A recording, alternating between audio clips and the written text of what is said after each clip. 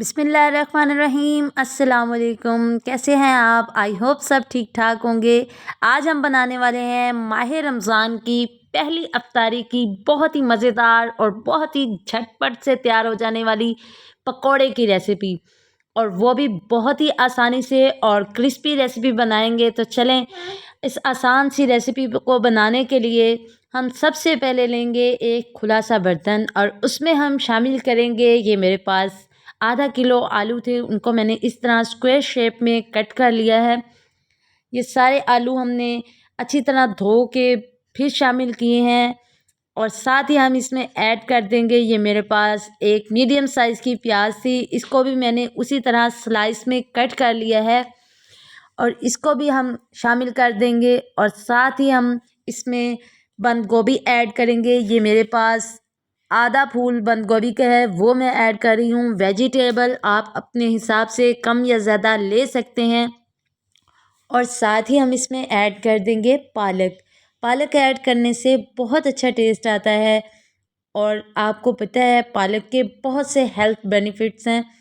और कोशिश किया करें पालक को जब भी यूज़ करें अच्छे से इसको वॉश करके फिर यूज़ करें। अच्छा जी, पालक को ऐड करने के बाद हम इसमें ऐड करेंगे हरा धनिया। हरा धनिया से भी बहुत अच्छा टेस्ट आता है पकोड़ों में, आप भी ज़रूर ऐड किया करें।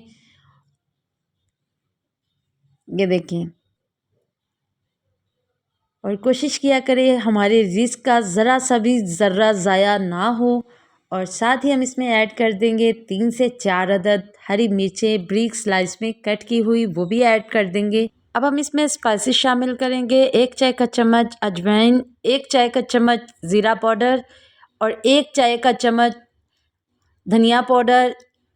साथ ही हम इसमें 1 चाय का चम्मच कुटी हुई लाल मिर्च, 1 चाय का चम्मच नमक आप अपने टेस्ट के हिसाब से कम या ज़्यादा शामिल कर सकते हैं। और साथ ही हम 1 चाय का चम्मच रेड चिली पाउडर ऐड करेंगे, 1 चाय का चम्मच काली मिर्च का पाउडर ऐड करेंगे, और साथ आधा चाय वाला चम्मच हल्दी पाउडर ऐड करेंगे।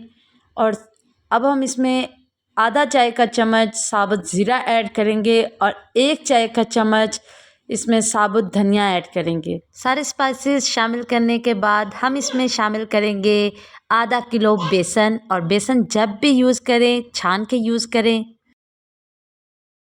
अब हम इसको शामिल करने के बाद इस पॉइंट पे बहुत अच्छी तरह मिक्सअप करेंगे। इस पॉइंट पे हम पानी बिल्कुल भी ऐड नहीं करेंगे, इसको हम इस तरह अच्छी तरह मिक्सअप करने के बाद इसको 3 से 4 मिनट के लिए सेट होने के लिए रखेंगे। क्या होता है कि वेजिटेबल्स अपना पानी छोड़ती हैं, उससे हम बाद में पानी शामिल करेंगे। अच्छा जी, 4 से 5 मिनट के बाद ये देखें वेजिटेबल्स ने अपना पानी इसमें छोड़ दिया है। अब हम इसमें थोड़ा थोड़ा पानी ऐड करेंगे और इसको इस तरह अच्छी तरह मिक्स कर लेंगे। और अब हम दूसरी तरफ एक कढ़ाई में ऑयल गरम करेंगे, और ऑयल में ये सारा बैटर डालते जाएंगे, और इस तरह से पकोड़े बहुत अच्छी तरह शामिल करते जाएंगे और फ्राई करते जाएंगे। फ्लेम आप देख सकते हैं बिल्कुल मीडियम फ्लेम है। अच्छा जी, आप देख सकते हैं ये मैंने बिल्कुल फ्लेम हाई नहीं किया हुआ। क्या होता है कि अक्सर लोग फ्लेम हाई कर देते हैं, उसकी वजह से पकोड़े अंदर से कच्चे रह जाते हैं और बाहर से रेडी हो जाते हैं। मगर फ्लेम आप जब भी पकोड़े या कोई भी चीज़ फ्राई करें तो फ्लेम मीडियम टू लो ही रखें, और उसमें हम ये पकोड़े फ्राई कर रहे हैं, इससे ये होगा ये अंदर तक बहुत अच्छी तरह पक जाएंगे और बहुत ही क्रिस्पी और करारे बन के रेडी होंगे। क्या होता है कि माह रमज़ान में अफ्तार में पकोड़े किसको पसंद नहीं, सभी खाना पसंद करते हैं। आप भी इसी तरह ज़रूर ट्राई करें और हमें कमेंट में ज़रूर फीडबैक दें। और रेसिपी अगर आपको इस पॉइंट पे ज़रा सी भी अच्छी लग रही हो तो रेसिपी को लाइक कर दिया करें, और किचन विद JSC को सब्सक्राइब भी कर दें। आपका बेहद शुक्रिया। अच्छा जी, डालते साथ 2 से 3 मिनट इसको बिल्कुल भी नहीं छेड़ेंगे। 2 से 3 मिनट बाद चम्मच चला के इसको उलट-पुलट कर लेंगे, और ये इनको फ्राई करने में मुझे 4 से 5 मिनट लगे हैं। 4 से 5 मिनट बाद आप देख सकते हैं ये अंदर से और बाहर से बहुत अच्छी तरह कुक हो चुके हैं और इनके ऊपर बहुत ही प्यारा और बहुत ही शानदार सा लाइट सा गोल्डन कलर आ चुका है। अच्छा जी, अब सारे पकोड़े हम इसी तरह फ्राई करते जाएंगे और फिर आपसे मिलते हैं।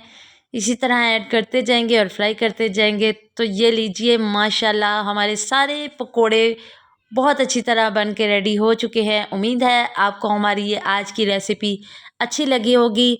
अगर अच्छी लगी हो तो इसे लाइक, शेयर और सब्सक्राइब ज़रूर कीजिएगा। दुआओं में याद रखिएगा। इसी के साथ मुझे दीजिए इजाज़त। अल्लाह निगहबान।